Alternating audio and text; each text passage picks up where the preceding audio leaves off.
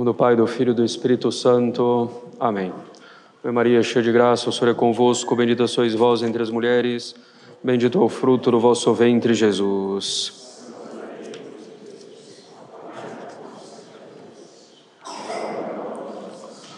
Nossa Senhora das Dores, podem sentar-se para os avisos. Ó Deus, que sois o protetor dos que esperam em vós, e sem o qual nada se sustenta, sem o qual nada é santo, multiplicai sobre nós a vossa misericórdia, para que, governados e conduzidos por vós, passemos pelos bens temporais, sem que percamos os bens eternos. Essa é a belíssima coleta da missa do terceiro domingo depois de Pentecostes, que devemos considerar com atenção nesse dia de hoje. Já em outras ocasiões tivemos a oportunidade de falar de modo geral dessa oração chamada coleta. As coletas são um lugar teológico, quer dizer, nelas podemos encontrar claramente a doutrina católica.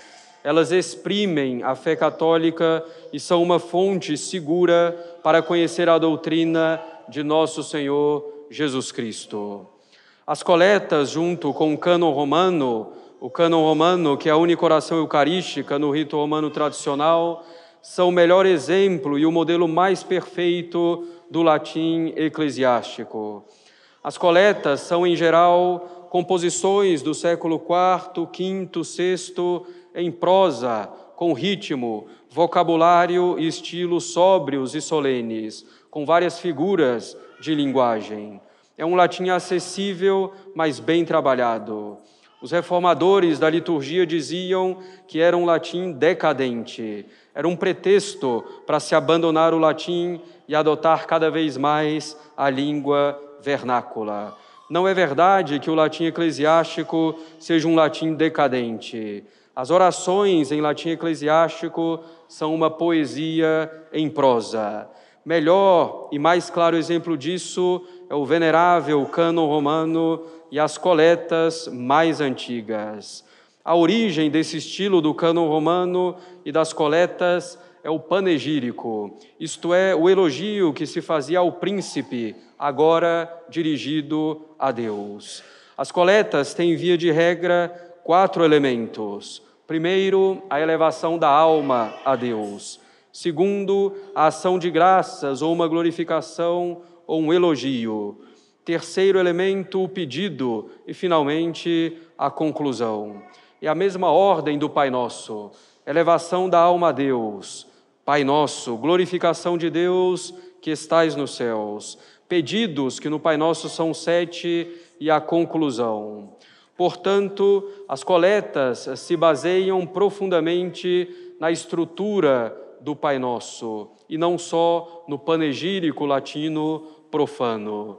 As coletas, de fato, caros católicos, não acrescentam nada ao Pai Nosso, apenas tornam mais explícitos os pedidos feitos ali.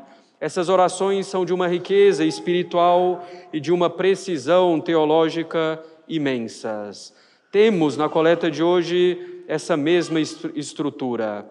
Primeiramente, a elevação da alma a Deus. Ó Deus, a elevação da alma que é evidentemente indispensável para toda oração, a tal ponto que muitas vezes a oração se define simplesmente como a elevação da alma a Deus. O vocativo, ó Deus, nos coloca então plenamente no plano sobrenatural. Ele joga os nossos pensamentos em Deus, nos fazendo cumprir assim a ordem do Salmo que está hoje no gradual. Iacta cogitatum tuum in Domino. Joga, coloca no Senhor o teu pensamento. E colocando o pensamento no Senhor, Ele te nutrirá, Ele te sustentará. Cumprimos também o que nos ordena São Pedro em sua epístola. Colocar em Deus todas as nossas solicitudes, todos os nossos desejos, porque Ele cuida de nós. E colocando os nossos desejos em Deus, abandonaremos os desejos que não são conformes à vontade dEle. Iacta cogitatum tuum in Domino. Joga, coloca o teu pensamento em Deus. Tendo colocado o pensamento em Deus, na primeira parte da coleta, passa-se para a glorificação de Deus. Ó Deus, protetor dos que esperam em vós, sem o qual nada se sustenta, sem o qual nada é santo. Quantas vezes se repete na Sagrada Escritura e de forma ainda mais constante nos Salmos essa grande verdade: Deus, protetor dos que esperam em vós. Aquele que espera no Senhor, buscando o verdadeiro arrependimento, buscando fazer a vontade dEle, não será confundido e será protegido do adversário, do demônio, que, como diz São Pedro na epístola de hoje, anda ao redor como um leão que ruge buscando a quem devorar. Se não rezamos, se não vigilamos, se não temos o pensamento em Deus, se não temos Deus como nosso protetor, seremos facilmente devorados pelo demônio, pelo mundo, enfim, pelo pecado.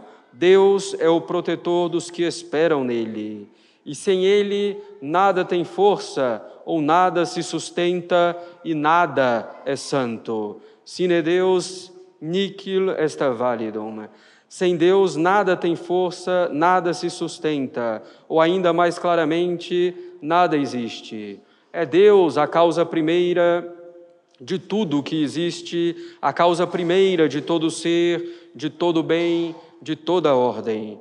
Não é Ele, porém, a causa do mal, que é justamente a ausência de ser, a ausência de bem e de ordem.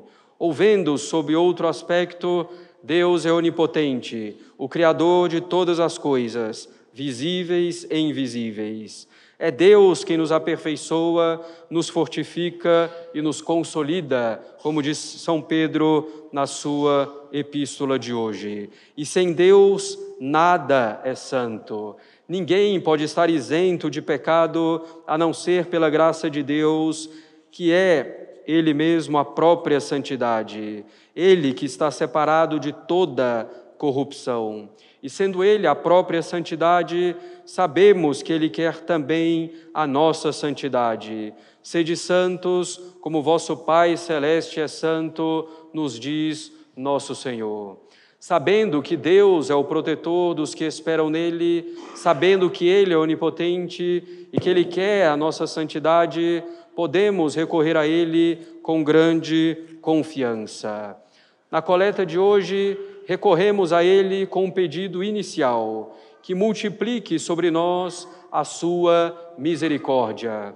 Pobres pecadores que somos, precisamos da abundância da misericórdia de Deus, não para abusar dela, adiando a nossa conversão, não para abusar dela, esquecendo da justiça de Deus.